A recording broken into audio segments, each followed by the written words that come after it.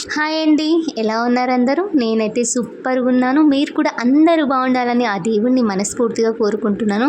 వీడియోలకి వెళ్ళే ముందు మా ఛానల్ ఎవరైనా ఫస్ట్ టైం చూస్తుంటే ప్లీజ్ లైక్ చేయండి అండ్ షేర్ చేయండి, కామెంట్ చేయండి, సబ్స్క్రైబ్ చేసుకోండి. ఈరోజు వీడియో ఏంటంటే ఈశాన్య మూలల్లో చెంబు పెట్టడం వల్ల లాభాలేంటి? ఒక పీట తీసుకుని మనం ఇలా నీట్‌గా వాష్ చేసుకుని ముగ్గు వేసుకోవాలండి. ఈ ముగ్గు రాకపోయినా పర్వాలేదు, మన కుబేరు ముగ్గు వేసుకున్నా సరిపోతుందండి.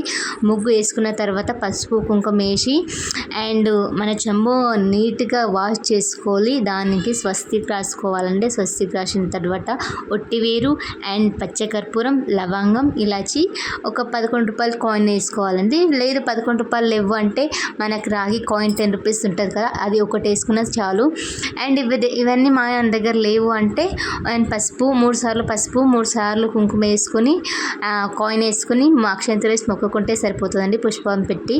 అండ్ నేను 3 సార్లు వేస్తున్నా చూడండి. ఇక్కడ పసుపు కుంకుమ 3 సార్లు వేసి అండ్ వట్టివేర్లు, పచ్చకర్పూరం మనం ఇలా తుంచేస్తే సువాసన చాలా బాగా వాసన స్మెల్